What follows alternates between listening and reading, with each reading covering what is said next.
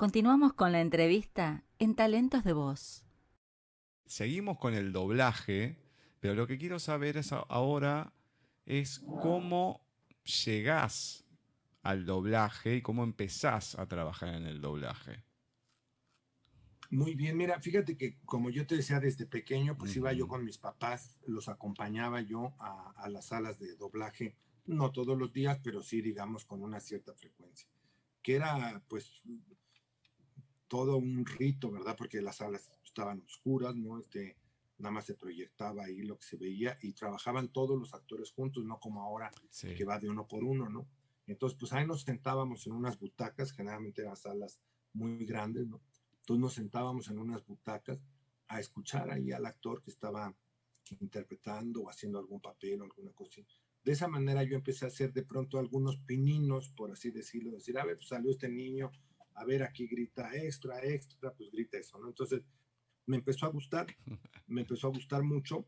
Yo me voy a estudiar, sin embargo, a Monterrey y en unas vacaciones que vengo a pasar a México, yo había trabajado con mi papá porque ellos tuvieron una empresa de doblaje Sí. que se llamó Compañía Mexicana Internacional de Doblaje, ¿no? Entonces ya había yo trabajado con él muere en el 75 y entonces yo estaba en Monterrey, me vengo a México y empiezo a trabajar haciendo radio y Rita Rey, que hacía la voz de Vilma Picapiedra, Ujú.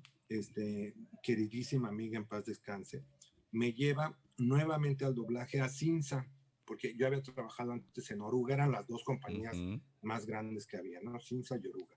Cinza del licenciado Ortigosa y Oruga de Enrique Candián. Entonces me llevan a trabajar a Cinza y entonces empiezo a retomar yo otra vez el doblaje, ¿no? En aquellos entonces hago una serie que ahora hicieron una segunda versión, pero nunca tan buena como la primera, se llamó Dinastía. Sí. Hacía yo el Doctor Misterio. Ujú. En Oruga hice yo El Regreso del Santo, que muy buena serie que había hecho Roger Moore, pero cambiaron de personaje y lo hacía uno que se llamaba Ian Ogilvy. Ujú. Entonces me tocó hacer al Santo. La primer telenovela brasileña que se dobló en México, o de las primeras, que se llamó Doña Chepa, hacía yo al joven estelar Daniel. Entonces, esto en Oruga. Entonces, trabajaba yo en estas dos empresas y entonces, pues fui nuevamente entrándole con mucho amor y con mucha pasión al doblaje, ¿no? O sea, realmente siempre me gustó mucho, ¿no? Yo he pensado que dentro de las especialidades de la actuación, el doblaje, desde mi punto de vista, es una de las más difíciles y de las que mayor trabajo creativo requiere, porque, fíjate, yo estudio actualmente mucho con el maestro Luis Mandoki, que es un extraordinario cineasta, ¿no? Entonces, yo entiendo que cuando uno recibe la oportunidad de hacer un personaje, pues entonces tiene una oportunidad desde que lee el libreto, de Claro, sí. imaginarse, de conocer al personaje, de identificarse con él, de estudiarlo, de lo que tú quieras, ¿no? En doblaje tú no tienes esa oportunidad, pero además esa oportunidad ya la tuvo otro actor al que tú vas a interpretar, ¿no? En el caso de que sean actores, cuando es anime es otra cosa, ¿no? Entonces, de pronto yo voy y doblo, por ejemplo, como doblé en Siberia a Keanu Reeves, y Ujú. bueno, él tuvo determinadas motivaciones y trabajo interno para su papel y demás cosas que no necesariamente son las tuyas, ¿no? Sin embargo, tú tienes que tratar de ajustarte a lo que él vio interpretando a un papel que a él le dieron, ¿no? Entonces, yo digo que tiene un grado de complicación importante para que el resultado final sea bueno, ¿no? Porque, digamos, la técnica propiamente del doblaje, de entrar a tiempo y no quedar largo o no quedar corto y que no te barras al decir una palabra, una cosa así, pues es, digamos, sencilla. Ahora con tanto avance en la tecnología, pues es más sencillo porque pueden agrandarte una palabra un segundito o pueden al contrario recortarla o la pueden acomodar, ¿no? Mover. Antes eso era imposible, ¿no? Por eso si tú ves el trabajo de doblaje de aquellos entonces, a lo mejor vas a encontrar mucho, pues que quedan cortos, que quedan largos, digo, no mucho, ¿no? Pero poquito, porque lo que realmente era más valorado era la actuación, ¿no? De quienes hacían doblaje. Entonces ya me empiezo yo a dedicar a hacer doblaje, pues prácticamente todos los días. Y y luego televisión, que era lo que te digo que a veces me hacía dejar un poco el doblaje. Y a ver, porque de lo que es en el doblaje, también te encargas en lo que es la dirección y la adaptación. ¿Cómo encarás un proyecto cuando te toca desde este lado, la dirección y la adaptación? Mira, la adaptación generalmente te la manda ya el traductor, porque el traductor no traduce meramente, ¿no? Yo pongo mucho un ejemplo, ¿no? Que es muy evidente, ¿no?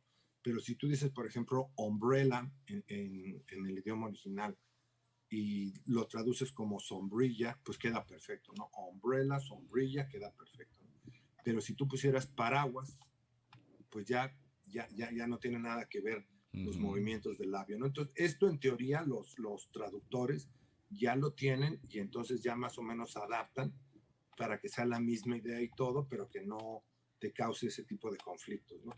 Sin embargo, es obligación del director al ver la película estar viendo su guión, ¿no? Ahora en la misma computadora, pero está viendo el guión por si hay algunas palabras todavía que puedas cambiar o alguna idea o alguna reacción que se le pasó al traductor.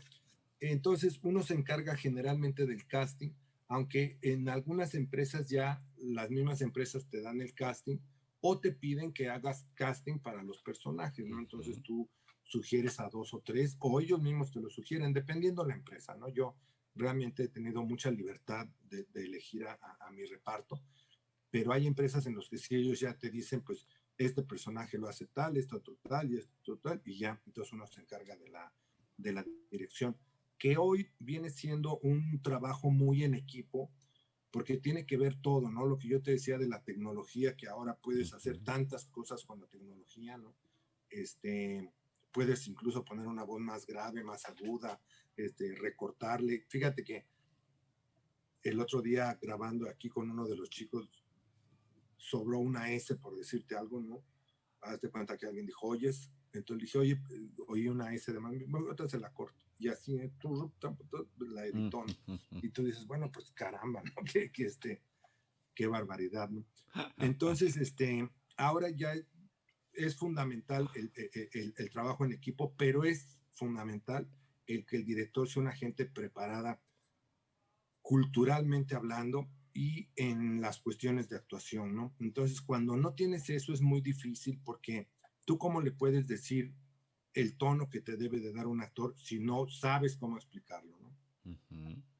O sea, si le dices, pues, pero está más enojado, ¿no? O, no, tú tienes que marcar un tono o tienes que manejar un poco la motivación que tú crees que tiene el actor para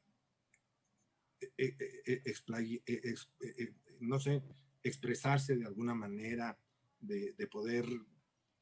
Yo creo que ese es el chiste de entre el buen doblaje, digamos, ¿no? Y el doblaje comúnmente. Muchas veces se pierde, sí tengo que decirte que yo he visto que muchas veces se pierde porque hay tanta prisa por entregar a tiempo que a veces se pierde un poquito esa calidad en el doblaje, ¿no? Por la prisa, por vámonos rápido, termínale, órale, ajustele aquí, corre. Yo veo muchos directores que dale 3 a la izquierda, ¿no? Clic, clic, ya quedó, vámonos al otro y así, ¿no? Entonces, pero bueno, te tienes que ir adaptando, ¿no? Entonces, sí es labor del director también revisar que tu script sea correcto, que esté bien adaptado. Ya ves que hay palabras que no se utilizan, ¿no? Como por ejemplo, no puedes decir closet, tienes que decir armario y algunas otras cosas más, ¿no? Por ejemplo, ok, ahora te están permitiendo decir mucho el ok, ¿no? Antes te decían decir sí o bien, ¿no? Y cosas de ese tipo. Y luego, bueno, pues desde luego conocer algunas palabras que si bien en México pueden no significar nada, ¿no? O sea, o significan, mejor dicho, algo, pueden significar una hasta grosería en otro lugar, ¿no? Entonces, ese tipo de cosas, pues sí las tienes que cuidar, sobre todo cuando sabes que tu trabajo, pues no es únicamente para México, ¿no? Hay muchos ejemplos, ¿no? Pero bueno, el famoso dulce de cajeta Sí, de sí, sí, sí, Argentina sí. tiene un nombre aquí que es muy, muy difícil de pronunciarse allá, ¿no? Y como muchos, digo, en otros lugares de Latinoamérica. Entonces hay una lista de ciertas palabras que debes de cuidar, ¿no? Y no manejar con el propósito pues de no herir alguna susceptibilidad o que tenga que ser evitado. Y ahora hay otros países, aparte de Argentina, hay otros países que ya también están doblando y no lo hacen mal, ¿eh? En Chile, por ejemplo, fíjate que ahora que dirigí yo la película esta de la Guerra Oscura, Apocalypse, la Liga de la Justicia, Sí. cuando a mí me dan el proyecto, pues yo lo primero que hago es buscar en la computadora quiénes habían hecho a Superman, a Batman, a todo eso, en esa serie, ¿no? Bueno, en esa serie de películas que habían sido 13 antes de la que yo dirigí. Y entonces yo dije, bueno, pues no conozco a ninguno porque todos eran venezolanos. Esa serie se hizo toda de películas, se hizo toda en Venezuela. Sí. Entonces, pues no teníamos aquí, sí teníamos quien había doblado a Batman o a Superman, pero en otro tipo de entregas, ¿no? No en esa. Entonces, bueno, yo llamé a quienes habían hecho esos personajes. Se me fue este muchacho Johnny Torres, que yo no sabía que había hecho a Flash. Sí, exacto. Ajá, no lo sabía yo. Y yo puse a Igor Cruz, que considero que es un gran actor, ¿no? Y lo hizo estupendamente bien, espléndidamente bien. Y además en esta tenía una peculiaridad, ¿no? Si tú viste esa película, hay una parte en la que son como ya grandes, como viejos, bueno, su parte Sí. oscura, ¿no? Entonces tenían que ser actores que pudieran manejar un poco los graves, ¿no? La parte grave de la voz, o sea, de la parte oscura, y lo otro, ¿no? Entonces yo pienso que a Igor le fue de maravilla, ¿no? En esta ocasión Flash. Yo hice a Lex Luthor, Sí. que también creo que fue un acierto, digo no porque yo lo hiciera, pero vaya, creo que fue un acierto porque él también cambia, ¿no? Entonces se vuelve como a favor de los que antes estaba en contra. Y Zituskevix nos hizo a Batman, Armando Guerrero a Superman, en fin, yo creo que el resultado, porque además lo he visto incluso en comentarios y todo esto, fue algo muy grato. Yo creo que esa es la parte que tiene que tener el director de doblaje, porque no es nada más llegar, sentarte y decir, a ver, no. Y hay lugares en donde se está perdiendo eso, ¿no? Están dejando que el operador, que el ingeniero de audio, que tiene un gran valor indiscutiblemente en el contexto, ¿verdad? Pues prácticamente es el que dirige. Y hay otros lugares todavía peor que por el presupuesto, es decir, por tener dinero, ¿no? Por tener proyectos para dirigir, ya están prescindiendo de los directores, ¿no? Entonces, yo ahí sí noto un cierto riesgo porque quieras que no se va perdiendo la calidad, ¿no? Lo que pasa es que el ingeniero te puede ayudar, perfecto. Claro. Pero lo que le falta es la actuación, es el factor actoral. Entonces, te puede marcar una cosa o la otra, pero ¿cómo haces eso? Es una pata, ya son Claro. como dos patas que le falta a una mesa. O sea, queda, es más que arriesgado porque si la persona no puede ver la película o la serie, no tiene un libreto y encima el director es una persona que puede tener mucho oficio, pero le falta la parte actoral, es como que, no sé, es un riesgo muy grande que se puede correr Muy grande. por no pagar un sueldo, poner. Así es, así es.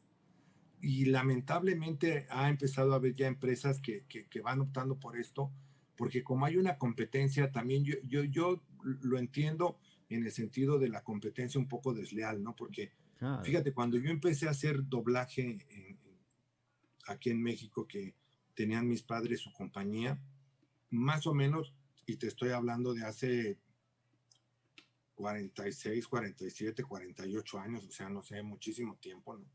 Se cobraba $40 por minuto de pantalla, es decir, si tú hacías una serie de 60 minutos, ¿no? Pues cobrabas $2,400 y ya con eso pagabas, pues no sé, ¿no? Lo que tuvieras que pagar, ingenieros, Claro. actores, delegado, todo, ¿no? Y lo que te sobraba, pues era tu ganancia. Han pasado, pues te digo, pues por lo menos 50 años, ¿no? O sea, 40 y tantos, 50 años. Y ahorita en este momento hay empresas que están cobrando hasta $15 minuto de pantalla. Oh, O sea, cuando debería de ser que ahorita cobraran, no sé, ya en el peor de los casos lo mismo, ¿no? $50 minuto de pantalla, ¿no? O 40 o lo que fuera. Hay empresas que están cobrando ahorita hasta 15, 18 dólares minuto de pantalla. Entonces, hay veces que el presupuesto, digamos, no les permite, pues tener todos los elementos, ¿no? Incluso al no estar todas las empresas en la ANDA, hay empresas que pagan más o menos, la mayoría menos, que lo que te pagarían a través del sindicato, ¿no? Entonces, pues esto va en detrimento finalmente, ¿no? Pero yo creo que ya al punto de prescindir de los directores, yo sí creo que ya pone en riesgo en sí a la industria, y he visto que han ido creciendo otras industrias, te repito, como en Chile y en Argentina. Digo, bueno, en Argentina hubo una ley hace algunos años, no sé si siga vigente, en donde se pedía que todo lo que pasara en la televisión, que no fuera ya anterior, digamos, ¿no? Fuera doblado por actores argentinos, ¿no? De hecho, entonces en México se trató de pedir una ley similar, ¿no? Entonces, porque por ejemplo en España la tienen, ¿eh? En España, además de que doblan todo, lo que pasa en la televisión española tiene que ser doblado, ahora sí que en España y por actores de España, ¿no? Entonces, aquí no tuvo mucho éxito porque nos decían que era una ley muy paternalista y demás cosas, y que además finalmente en el mismo Argentina aceptaban que las cosas que ya venían de antes o que ya tenían un historial, como por ejemplo Los Simpson o Dragon Ball o alguna cosa de estas, si fueran dobladas por esto. Entonces, esta confusión, ¿no? Ha hecho que se vaya perdiendo un poco esa calidad, porque ya no hay una exigencia tanto del cliente muchas veces que te exige que le entregues un trabajo perfecto. Fíjate, cuando ya había muerto mi papá, en paz descanse, y mi mamá siguió llevando la compañía mexicana internacional de doblaje, ¿no? Coming, le decían, tú eres como la boutique del doblaje, ¿no? O sea, a lo mejor no tienes, grandes cantidades de trabajo como Cinza o Oruga, pero todo lo que haces lo haces con excelencia, ¿no? Con actores que a lo mejor no estaban tanto como Magdalena Rubalcaba, como Sergio de Bustamante, como Víctor Mares. Bueno, Víctor sí trabajaba mucho, pero excelente. Tú sabes que cuando Anthony Hopkins escuchó a Víctor Mares en Conoces a Joe Black, quiso felicitarlo por su trabajo, porque pues un trabajo estupendo. Lo mismo pasó con Telly Savalas cuando escuchó a Víctor Alcocer en Kojak. Entonces te digo, era un trabajo que se hacía que hasta fíjate, en mi caso personal te comentaba que justamente Michael Eisner había elegido mi voz para doblarlo, porque cuidaban mucho todo aquello, ¿no? Ahora esto se ha ido perdiendo un poco, no en todas las empresas, ¿no? O sea, no en todas las empresas, porque hay empresas que le dicen al cliente, bueno, yo te voy a seguir cobrando, a lo mejor no 50, 70 dólares, o no sé, porque no tengo los precios, pero vas a tener esta excelencia de trabajo, ¿no? Y si tú lo piensas, no era lo que platicábamos un día, ¿no? Porque, por ejemplo, te dicen, Tom Hanks cobró $1,000,000 por doblar a Woody, ¿no? En la película en Toy Story. Entonces tú dices, ¿cuánto podría cobrar el actor mexicano que dobla a este mismo personaje en México? Claro, yo entiendo que no es Tom Hanks, que no ha ganado un Oscar, que no es un estelar de Hollywood y demás cosas, ¿no? Pero tú sabes cuánto generó, por ejemplo, en México esa película de dólares, bueno, en México y en Centro y Sudamérica, donde haya pasado doblada. Debe ser una de las películas que debe haber recaudado más que en Estados Unidos. Eso seguro. Pues ahí tienes una idea, ¿no? Entonces, si te alcanzó para pagarle a él allá $1,000,000, ponte tú que no le pagues esa misma cantidad en dólares, pero pues págale $1,000,000 a tu actor, ¿no? Sin embargo, cuando tú haces cine, por ejemplo, doblado, como una gran cosa, fíjate, cuando no son los estelares, ¿eh? O sea, cuando, por ejemplo, mi Ten Shin Han, ¿no? Me dicen, te pagamos 100 pesos por loop. 100 pesos, te repito, son como $5 al tipo de cambio actual, ¿no? Entonces, si por ejemplo, en el regreso de Freezer sacó Ten Shin Han 43 loops, te pagaron 4,300 pesos, que te repito, son $200. Entonces, si tú piensas que, por ejemplo, en México, en el primer fin de semana, en México, ¿eh? En el primer fin de semana, eh, el regreso de Freezer recaudó cerca de 8 millones de pesos en su primer fin de semana. Tú dices, pues realmente haber ganado 4,000 pesos, pues es poco para lo que debió de haber significado tu trabajo. A lo mejor si te lo pagaran conforme a los resultados, ¿verdad? Que dijeran, bueno, te vamos a dar un sueldo base y conforme a los resultados, alguna cosa así. Sin embargo, digo, yo en lo personal no me quejo porque sé que son los salarios del doblaje, ¿no? Eso es lo que cobras y eso es lo que te pagan y aceptas ir y es ya tu responsabilidad, ¿no? Pero sí lo pienso, por ejemplo, en casos como Humberto Vélez, que le quitaron, desde mi punto de vista, injustamente a Homero Simpson, ¿no? Y cuánto no habrá ganado esa serie en el mundo entero, ¿no? Bueno, en el mundo de habla hispana. Es uno de los casos, a mí me pasa como a mucha gente. Acá hay un canal que se llama Telefe, que lo pasan todos los sábados. Los sábados creo que desde el mediodía hasta las 7 de la tarde es continuo, todo Los Simpson.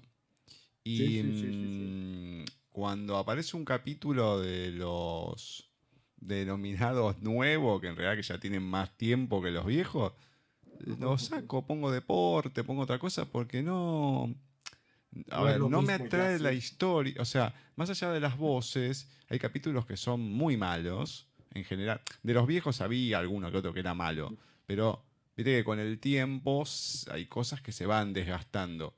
Y en tantos años, claro, las primeras eran genialidad y después con el tiempo hay menos todavía. Y lo saco porque no me. Más al no ver, yo hace 18 años que no veo. Y claro, al no ver, menos me llama la atención. O sea, tengo más tiempo de no ver que tiempo del nuevo doblaje. No me cae, no me llama la atención. Pueden cambiar a lo mejor el dibujo, no me doy cuenta, bueno, perfecto. Pero, viste, es una cosa decir, no me llama, no me gusta, entonces, bueno, pongo otra cosa. Es así de Así es, simple. así es. Es así. Bueno, quiero saber una cosa ahora. Uh-huh. Bueno, sabés que tuve la suerte de entrevistar a tu mamá, Amparo Garrido. Sí, sí, sí. Una entrevista que, a ver, también con varias sensaciones, porque me moría de amor y me encantaba el poder tener. A mí me gusta más cuando hay gente que es grande y que ha hecho muchas cosas, porque ha pasado por todo. Así Entonces es. sí, que él que hizo un montón de cosas, con Castañeda lo disfruté, sí, perfecto, qué sé yo, pero es como que podés hablar de otras cosas, de otra manera. Entonces, como no me centro solamente en el doblaje, entonces, claro, la conversación va por otros lados. Sabiendo que en el 2019 le propusiste volver, entonces quiero saber cómo es esa proposición que la haces, cómo se da, obviamente truncada con todo el tema de la pandemia, o más o menos, Uh-huh. pero Sí, cómo sí, sí, fue no, sí. todo ese proceso, la idea, el volver, hacer qué, cómo, contámelo. Fíjate que yo siempre he considerado a mi mamá, y no por ser mi mamá, sino como una de las mejores actrices, Oh, ¿cómo que no? pues Sí. prácticamente en todo lo que ha hecho, ¿no? Desde luego su fuerte más grande, indiscutiblemente, fue el radio Ujú. y, y el doblaje, ¿no?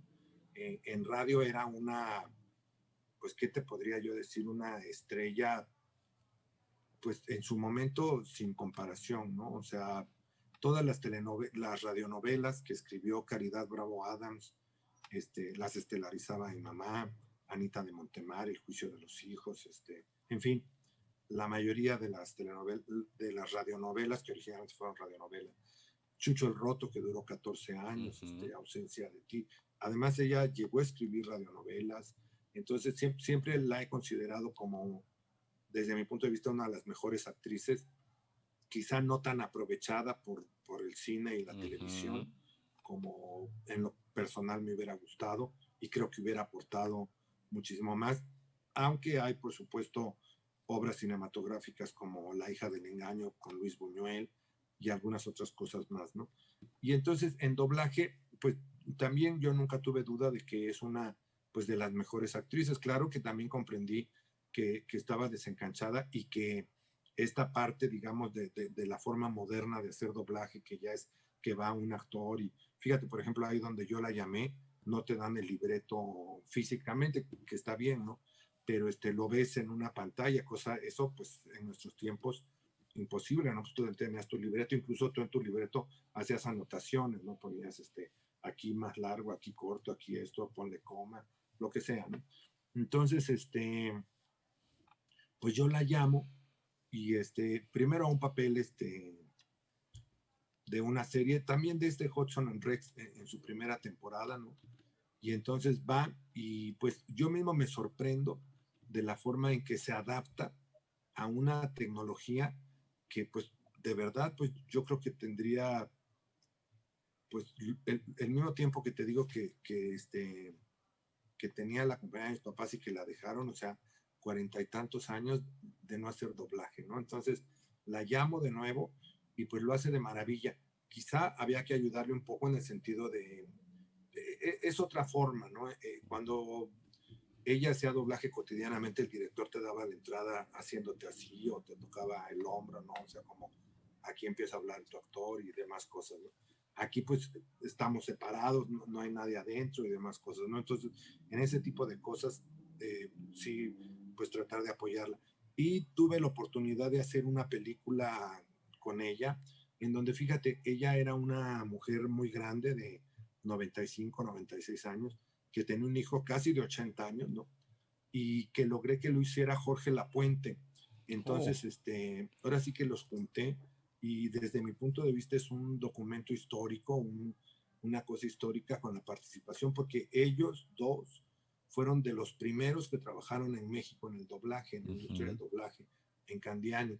Y los dos siguen activos, quizá más Jorge, que es el que hace lo de la voz de Azul, bueno, en México, una radiodifusora Sí, sí, sí, muy sí, sí, conocida. sí. De hecho, mira, todavía no pude hacer la entrevista porque cuando lo contacté me dijo, ahora no me acuerdo los nombres, a lo mejor es lo que hiciste vos. Me dijo para que vea una miniserie, creo que eran 7 capítulos, y no sé si la miniserie era inglesa y una película. Todavía no lo pude ver porque no tuve, o sea, yo tengo una manera de trabajar o de hacer las entrevistas que a lo mejor no es igual a todos que quieren tener la entrevista y demás. Si hay algo para leer, hay algo para ver, lo hago. De hecho, yo veo si hay entrevistas, si hay las voces que han hecho, porque hay cosas que no conozco. Y me las quedo escuchando y todo, y voy haciendo anotaciones, porque me parece que la entrevista puede salir más jugosa, porque no es acá la voz de... No, es la persona que hizo un montón de Claro, cosas. claro. Entonces, entrevistar a una persona como Jorge Lapuente, encima me está dando una data que diga, digo, no, no lo puedo hacer, o sea, no puedo faltarle el respeto a la persona, decir, sí, sí, sí, sí, sí, y lo vi así nomás. No, pero no tuve tiempo, o sea, cuando tenga un poco más de tiempo, ya es diferente. Me siento y lo primero que hago, quiero ver eso y demás, y seguramente debe haber, mira, no tengo los nombres ahora, pero seguramente fue eso. Y ahora, haber entrevistado Posiblemente, a tu mamá, posiblemente sí. cuando lo Sí, sí, escuche, me sí. voy a dar cuenta si es ella o no. Sí, sí, sí, sí, sí. Hay de estos, no sé si conoces a José Antonio Delgadillo, es un chico que estudia mucho de doblaje, entonces le voy a preguntar para que me diga exactamente el nombre de esa película, porque él lo tiene, bueno, él lo tiene como ya fue puesta digamos que al público, ¿no? Pero un trabajo extraordinario de los dos, ¿no? Y entonces, ahora en cuanto tengo oportunidad de volverla a llamar, yo me estoy cambiando de empresa ahora para Sí. irme a otra empresa, a esta que te digo de las 22 salas. Entonces, en cuanto pase un poco de la pandemia, que yo creo que este año ya, pues prácticamente se acabó, pero bueno, en cuanto pase un poco y si Dios nos presta vida, la voy a volver a llamar, ¿no? Porque yo creo que mira, es maravilloso que siga vigente, ¿no? Sí, Y ¿cómo que es un no? legado que va dejando, ¿no? O sea, que va dejando. Y y bueno, ¿qué te puedo yo decir? O sea, de actuación, pues no podía yo decirle nada, ¿no? Porque lo hacía perfectamente bien, ¿no? Entonces, De pues hecho, a lo mejor cuidar un poco la entrada, la salida, sí. esto, lo otro, pero lo demás no. Pero sí entiendo que de momento ahorita asistir a una empresa de doblaje, no hacerlo desde la casa, sino Y, asistir, pues es ponerse en riesgo, ¿no? Y en ujú. este caso, pues sería ponerla en riesgo a ella, ¿no? Entonces, es un poco difícil, pero en cuanto pueda, si Dios nos presta vida, insisto, pues la volveré a llamar. Y por supuesto a Jorge Lapuente también, y bueno, a tantos y tantos Sí, compañeros, sí, ¿no? sí, sí. Bueno, cuando en la entrevista, que la gente no me va a dejar mentir, cuando leyó la poesía, yo no lo podía creer porque se transformó. Era otra cosa. Y estaba ahí tu hermano, Armando, Sí, y le dije, por favor, ya sé que está Armando ahí, quiero que vos lo comentes. O sea, pues vos está bien, ustedes ya la conocen de toda la vida, ¿no? Pero yo la estoy escuchando y que le presto más atención al sonido que a lo mejor una persona que ve, y me maravilló porque fue un cambio rotundo al estar hablando al estar leyendo una poesía. Y me encantó. Y no todo el mundo puede tener esa calidad. sí, Obviamente, no, al tener las claro. herramientas que tiene ella, de la actuación, del oficio y tal, obviamente que sabe cómo hacerlo. Y eso es lo lindo, escuchar a gente que sabe leer, que sabe interpretar. A mí, por ejemplo, hace ya varios años había ido a un taller de locución que era para gente ciega y disminuida visual en el ISER, que es el instituto más importante que hay de locución en Argentina. Sí, Entonces habían un par de chicos que habían querido entrar.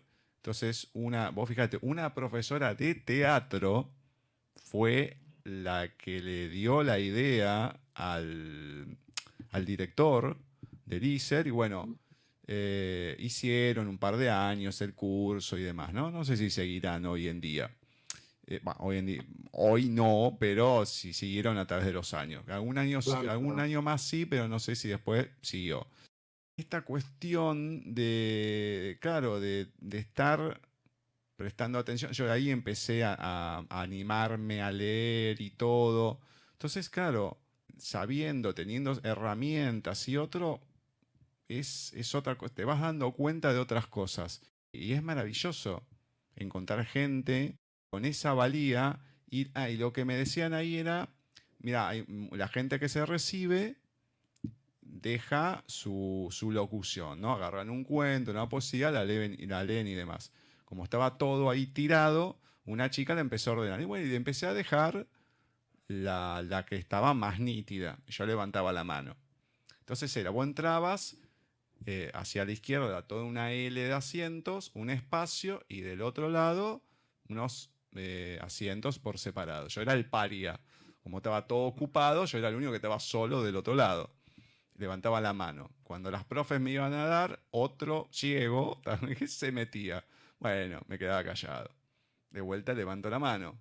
Me miraban, me iban a dar y otro se pone a hablar. Bueno, ya la decía, dale, che, loco, déjenme hablar. Bueno, y estaba la otra chica que era la que se encargaba, ¿no? La de teatro, la de locución y esta otra chica. Y le digo, ¿y por qué no dejan tres en vez de uno? Y se quedaron todos. Digo, claro, pueden dejar uno bien, o sea, con bien locutado y demás, uno interpretado y otro a lo mejor a dúo. Y yo siento que se quedan mirándose y la chica me dice, nunca se me ocurrió hacer eso, pero ni se me pasó por la cabeza. Ujú. Y se quedaron, no sé si lo deben haber hecho. Digo, pero porque si hay gente que lo quiere interpretar, ¿por qué lo vas a dejar afuera? Déjalo, porque lo Claro, subían a la página del ISER y la gente lo podía escuchar. Entonces, ¿y por qué no lo dejas? Si estás dando teatro también, aunque sea poco y demás, si hay gente que pueda tener esa capacidad y queda bien, déjalo. Bueno, entonces me parece que a veces acá creo que podés estudiar lo que es locución, me parece, a través, no locución, perdón, la especialidad del doblaje, a través de locución o a través de actor. Entonces es rarísimo, porque Ujú. tenés que ser actor por lo general. Claro, Y hay claro, claro. muchos, uno me lo explicó, un argentino, que es director también y todo, que hubo unos años, como hubo problema con los actores, habilitaron a los locutores a hacerlo. Entonces, claro, tenés toda una mezcolanza, no tenés una unión de criterio, y después las cosas así salen, ¿no? Por eso a mí, mucho, yo se los he dicho, mucho el doblaje argentino no me gusta, y creo que viene un poco son muchas cosas. Entonces, en definitiva, pues siempre lo hago re largo. En definitiva, tener gente con la calidad que tiene tu mamá, que tiene Amparo, Sí, para hacer las cosas y que se pueda aprovechar, claro. es genial, porque no todo el mundo lo hace. Sí, no, no, no, no, no, no, no. ¿Y, Estoy plenamente de acuerdo contigo, sí. y cómo fue? Porque también has tenido la posibilidad de trabajar con tus hermanos. Si fue así, creo que fue así, contame cómo es también poder trabajar con ellos desde otro lado, ¿no? Estar ahí con la familia en algún proyecto. Sí, es como más responsabilidad, ¿no? Porque es por ejemplo, en esta etapa que tuve en esta empresa que te cuento de Sí. Universal Sinergia, que ya cerré mi ciclo, bueno, como director, ¿no? Como actor, pues seguiré con las cosas fijas que tengo, ¿no? Pero bueno, me llamaron de esta nueva empresa y me conviene más por muchos motivos, pero bueno, la cosa es que cuando los llamaba a ellos, pues es como más responsabilidad, porque de alguna manera, si no le sale bien un papel a algún actor que llamaste, pues bueno, dices, pues discúlpame, hay que llamar a otro actor o alguna cosa así, ¿no? Y como aquí había una persona, un director que es el que, digamos que no es actor, pero él tiene un sistema, digamos, que cree que el nuevo doblaje tiene que ser. Yo entiendo esa parte, ¿no? Porque el doblaje anteriormente era como un poco engolado, ¿no? Entonces decían, hola, buenas tardes, ¿cómo te ha ido? Qué gusto saludarte. Y yo entiendo que la gente generalmente no hablamos así en nuestra vida, a no ser que el personaje te lo requiriera, ¿no? Pero pienso que tampoco te puedes ir al extremo. Yo cuando hacía locución, comerciales como locutor, me decían mucho, a ver, di esto, pero que no se te oiga locutor, ¿no? Y yo decía, pues, ¿qué me querrán decir con que no se te oiga locutor, no? Porque, pues, ¿cómo? O me acuerdo que una vez estaba con Eduardo Liñán y dijo, bueno, si quieres que grabe como una persona que va pasando por la calle, pues mejor llama a una persona que va pasando por la calle y que te diga esto, pero no es exactamente lo que busca esta persona, sino como es una cosa como intermedia de esto, ¿no? Y entonces, cuando yo llamo a mi hermano Armando, ¿no? Porque con Clemen he trabajado, yo la dirigí a ella en Cuernavaca cuando fui a Doblajes París, en una cosa que se llamó Chasing Life. Pero bueno, como ella ya tiene, digamos, ahí también mucho oficio, en el sentido que estaba yendo diariamente y no era un papel muy largo y cosas de ese tipo, pues no tuve mucho mayor problema. Con Armando, como también deja de pronto el doblaje por mucho tiempo, ¿no? Entonces sí hay que cuidarlo mucho porque él es muy, muy, como te podría decir, maneja mucho la voz, tiene una voz muy bonita y muy estudiada, ¿eh? Yo creo que de todos, incluyendo a mi mamá, el que estudió años de canto y de manejo de la voz ha sido Armando, ¿no? Entonces, tiene esto, pero tiende a hacer lo que me pedían ahí, que no fuera, digamos, no sé, que no se fuera a oír Sí. como un poco actuado, digamos, ¿no? Pero sin embargo, yo creo que la experiencia finalmente fue muy grata, ¿no? Yo pienso que tanto Armando como mi mamá y bueno, Clemen en Cuernavaca, ¿no? Son personas que han aportado al doblaje, bueno, a mi mamá muchísimo más, ¿no? Que todos, ¿no? Pero que han aportado al doblaje una historia maravillosa, ¿no? Armando con sus Caballeros del Zodiaco, que hizo creo que a Lloros y cosas de este tipo, pues también ha hecho gran parte de lo suyo. Y trabajar con ellos, sobre todo con Armando, me representa como más responsabilidad, ¿no? Porque si tú como director estás proponiendo que venga una persona que es tu familiar además, ¿no? Pues quieres que le salga doblemente bien, ¿no? Para que no te vayan a decir, oye, pues ¿cómo llamas a tu hermano?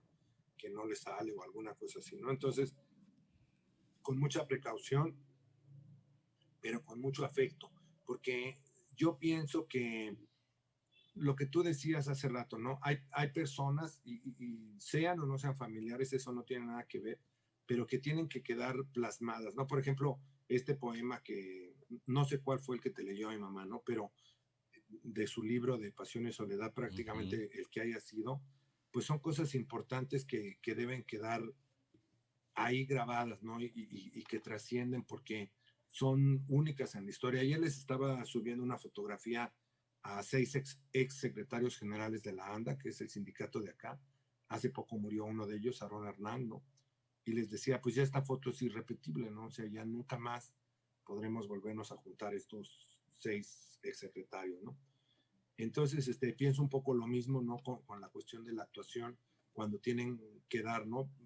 No puedes comprender el doblaje actual, digamos, sin la intervención de personas como Amparo Garrido, Jorge Lapuente, Rosanelda Aguirre, Ujú. Pancho Colmenero, que sigue vigente, Arturo Mercado, Víctor Alcocer, Claudio Brook, Jorge Labat, Pepe Labat, en fin, todos ellos aportaron, ¿no? Todo eso. Entonces, de los que aportaron todo eso, que tienes la magnífica suerte que sigan vivos, como de Anita Santos, por ejemplo, otros más, Ujú. pues yo mientras más puedo jalarlos y tenerlos en proyectos, pues lo hago, ¿no?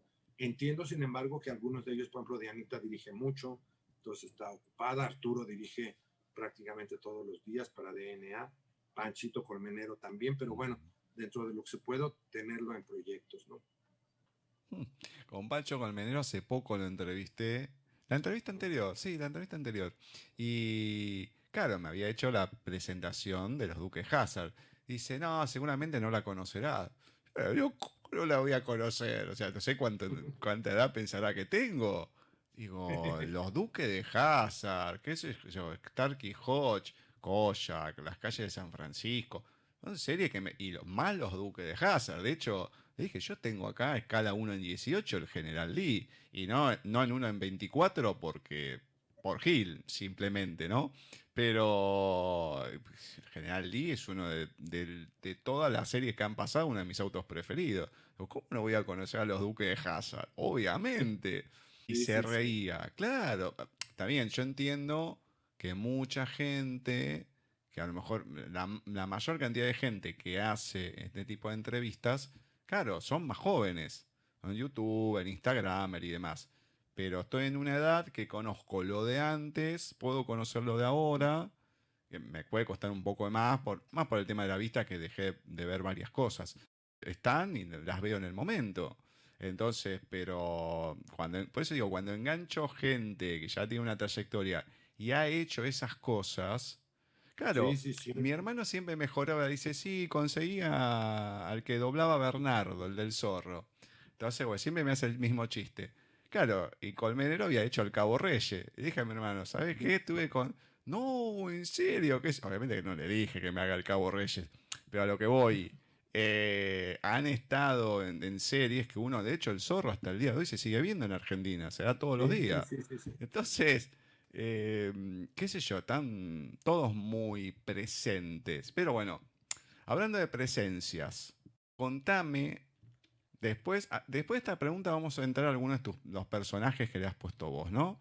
Pero quiero Ujú. saber qué papel juega en tu vida, jugó y juega la literatura. Bueno, fundamental, ¿no? Fundamental. Yo pienso que, fíjate, algo que admiro de la gente en Argentina y en Chile, que desgraciadamente no tenemos tanto en México, es que lee bastante. Puede ser que no todo mundo, ¿verdad? Pero digo, la gente en términos generales lee bastante, ¿no? Yo tenía un amigo argentino que cuando lo conocí yo, Alejo Zuccari se llama, Ujú. ahora vive en Londres, ¿no? Me decía, bueno, si un adolescente llega a la preparatoria y no ha leído 50 libros por lo menos, pues, ¿cómo puede hacer la preparatoria? No, bueno, o el equivalente, no sé ya cómo se llame, después de la secundaria, ¿no?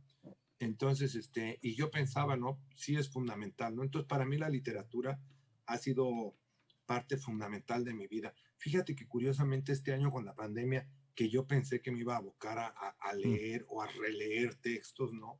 Y demás cosas, yo no sé, algo me ha pasado que como que me he ido más por la televisión y por salir de pronto a hacer mis llamados y todo esto, ¿no? Pero pero no he leído tanto. Leí una propuesta de un libro que se llama Grit, que es muy interesante, ¿no? Que es esta parte de la que habla de cuando hace uno las cosas con pasión, ¿no? O sea, el diferente resultado que se encuentra entre hacer una cosa nada más por hacerla y cuando es la pasión de tu vida, ¿no? Claro. Pero este estudio del GRIT nos habla de la parte de que de pronto esa pasión puede cambiar, ¿no? Porque Sí. son unos psicólogos, psiquiatras que los mandan a contratar de la universidad militar más importante de Estados Unidos, en donde dicen, mira, aquí para que entre alguien a estudiar pasa no sé cuántos filtros, o sea, toda la cantidad de filtros, ¿no? Dice, y ya cuando están estudiando, nosotros nos damos cuenta, dicen que el primer año, no me acuerdo cómo le llaman, pero el verano le llaman The Beast Summer o una cosa así, ¿no? O sea, el verano bestial, ¿no? Porque la mayoría en el verano se van, bueno, no la mayoría, ¿no?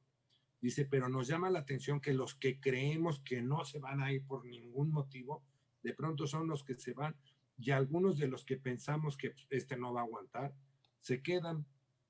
Entonces llaman a un psiquiatra, ¿no? Que es parte de este trabajo GRIT que te digo, y entonces dicen, pues a ver, ¿qué es esto, no? Y entonces dice que, bueno, lo que estábamos diciendo, ¿no? Que lo importante en la vida es esa pasión, ¿no? O sea, que tú tengas pasión por algo, porque entonces te va a costar menos trabajo, o sea, bueno, te va a costar trabajo, pero lo vas a hacer, pues, ¿no? O sea, porque es tu pasión, tu entrega, todo esto, ¿no? Y en cambio, quien no está completamente casado, comprometido con su pasión, no está dispuesto a hacer todos los sacrificios que eso significa, ¿no? Entonces, es un libro muy interesante porque habla además de la posibilidad de cambiar esa pasión, ¿no? Que de pronto tú te das cuenta y dices, bueno, pues esto que yo pensaba que era mi pasión, por ejemplo, no sé, la actuación en algún momento determinado, pues no lo es, ¿no? Entonces ahora me voy a... Y también habla de algo que es importante, relativo, pero importante, que también dice que no importa tanto la edad, ¿no? O sea, que finalmente, mientras haya vida, pues hay esperanza. Por supuesto que si yo quisiera volverme bailarín del ballet Bolshoi, bueno, pues ya lo más posible es que no lo logren, ¿verdad? Sí. Pero a lo mejor puedo tener no sé, algo similar sin llegar a hacer ballet. A lo mejor puedo aprender a bailar tango o danzón aquí en México o alguna cosa así, o simple y sencillamente tomar unas clases de baile, ¿no? Entonces, bueno, pero hablando de la literatura, hay cosas que me apasionan mucho, ¿no? Muchos autores, Kierkegaard, me apasiona Hayes en muchas cosas, García Márquez, ¿no? Borges, ¿verdad?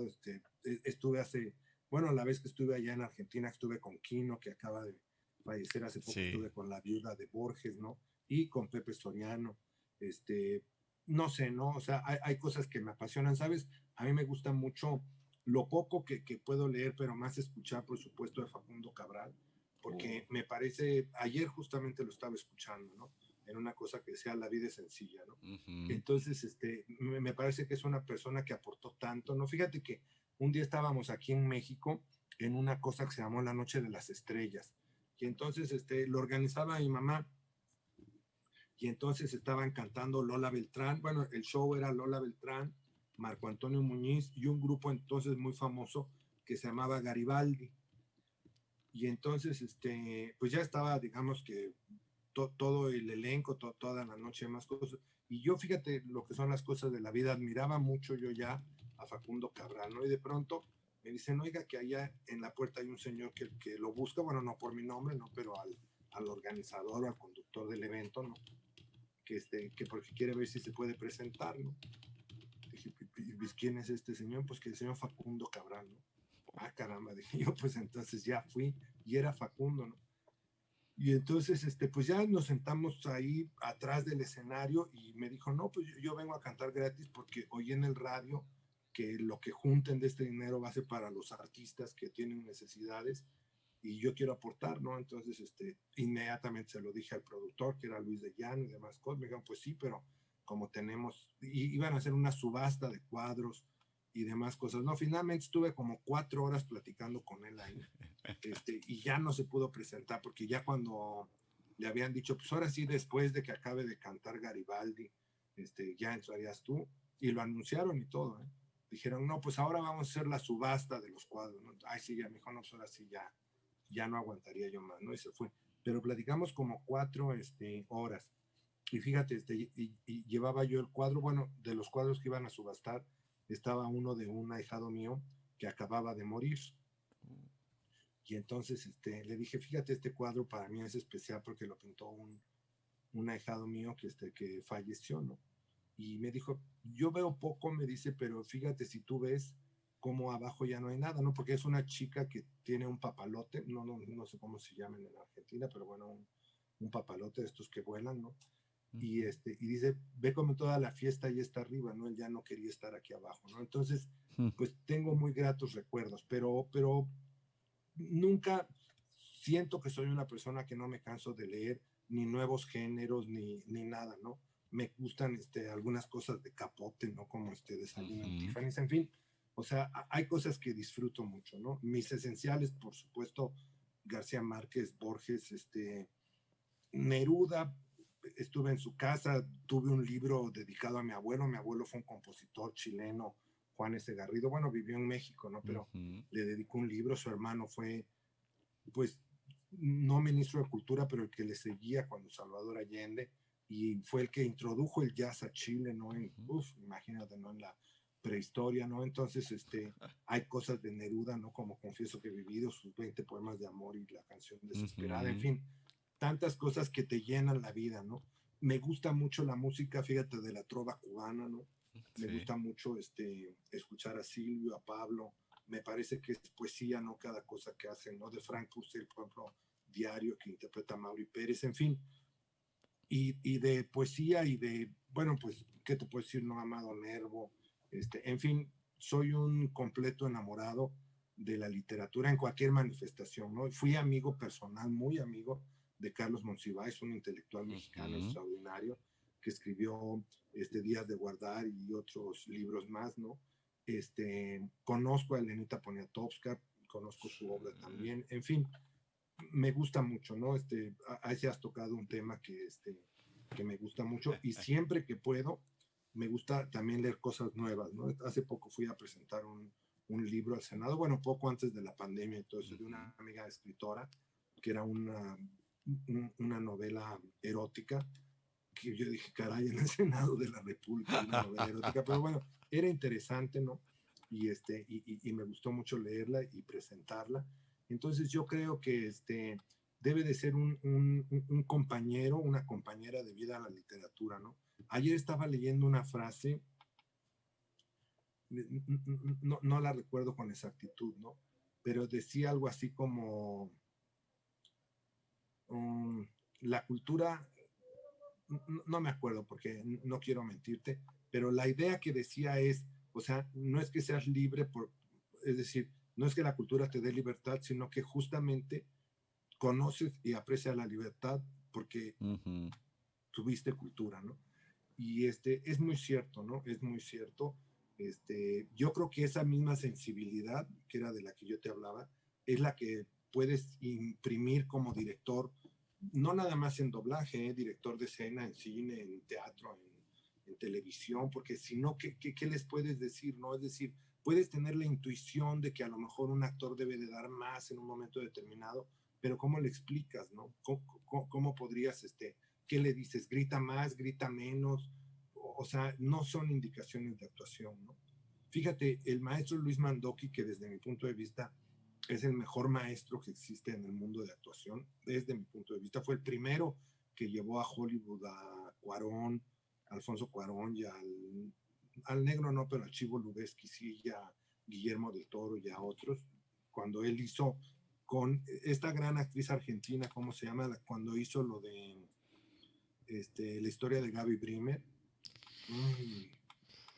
la hizo una mexicana, y creo que ganó el Oscar o estuvo, bueno, la película estuvo postulada para el Oscar, Sí. pero la actriz argentina, no me acuerdo ahorita cómo se llamaba,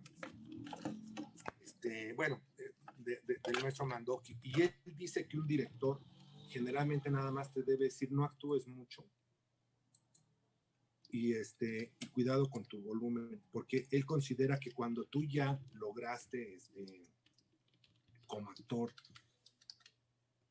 déjame ver si de esto mientras tanto, ay, es que cómo se llama esta gran actriz, argentina que fue porque fue con la película que te digo que llegó allá Luis, ¿no? Entonces, Norma Aleandro. No, bueno, se me cruzó por la mente, pero digo, a ver si mando sí, no, bueno, de hecho, el primer Oscar argentino con la historia oficial era Federico Lupi y Norma Leandro. Claro, tremenda actriz. Tremenda actriz, ¿no? Y aquí fue con Liv Ullmann, Norma Aleandro, Robert Loggia, Beatriz Sheridan, Tony Goldwyn, ¿no? Y fue postulada para el Oscar. Yo no sé si la ganó o no lo ganó, pero estuvo postulada como mejor película extranjera. Con todo y que, pues te digo, la protagonista era Liv Ullmann, ¿no? Y es el primer trabajo que hace Luis Mandoki allá. Y pues una cuestión extraordinaria. Y entonces él nos decía que, bueno, te ayuda a crear un personaje, ¿no? Pero es esa parte, ¿no? Cuando él dice, el director finalmente, cuando ya el actor está tan preparado, tan en su papel, tan argumentó, digamos, su modo de ser, su modo de pensar, su modo de expresarse, su modo de caminar, su modo de vestir. Claro, habrá cosas que te diga el de vestuario, pues no puedes usar esta ropa porque estamos supuestamente en el siglo pasado y no existía, o lo que tú quieras, ¿no? Pero cuando ya has creado toda esa atmósfera en ti, pues ya casi el actor único que hace es que te empuja un poco, ¿no? Que te dice, pues ahí vas adelante, ¿no? Pero eso en el doblaje no tienes la oportunidad, porque no tienes la oportunidad de crear con tu personaje, digamos, todo este trabajo que viene antes de salir a un escenario o a un set, ¿no? A un set cinematográfico, porque bueno, finalmente el doblaje, aunque es un estudio, pues es un set, ¿no? Entonces, yo creo que allí es donde entra el actor de doblaje, que sí ya vio la película, entendió más o menos cómo son las cosas, lo consideró, pensó y además, pero vuelvo a lo mismo, el actor, a lo mejor yo como actor, por ejemplo, en una escena gritaría, pero ¿por qué me haces esto? Pero resulta ser que el actor que está interpretando esa misma escena en esa película que yo voy a doblar, dijo, ¿por qué me haces esto? Y entonces yo me tengo que ajustar, y aunque mi yo interno, digamos, o mi creación de personaje me llevaría a gritarlo, pues no gritarlo. Y tú como director lo tienes que comprender, es decir, tienes que comprender que no está gritando porque te estás metiendo o interiorizando, digamos, a ese personaje. Y yo creo que eso es algo que te da en parte el que tengas conocimiento o hayas leído, ¿no? Porque si no, ¿cómo le haces? Es decir, hayas leído como sea, ¿no? Yo, por ejemplo, ahora estuve haciendo un poco de ejercicio que confieso que he dejado de hacerlo, mal hecho de mi parte, hacia mi bicicleta, me ponía audiolibros, ¿no? Y así sea el Principito de Saint-Exupéry o lo que sea, pero me ponía yo a escuchar libros, porque yo creo que debe de ser un compañero constante, ¿no? Un compañero constante de mí. Bueno, yo creo que ya me fui de largo, ¿verdad? No pasa nada, no pasa nada. De esta manera finalizamos las dos primeras partes que les compartimos de la entrevista a Ismael Larumbe. La próxima entrega va a ser en unos días con el final de la entrevista, una entrevista extensa, donde Ismael habla mucho, da mucho detalle de cada cosa que le preguntamos y que le agradecemos, porque da placer cuando cuentan las cosas con esa pasión. Así que nosotros nos encontraremos en unos días cuando volvamos con otro talento de voz, en este caso con Ismael, en Paisaje Literario.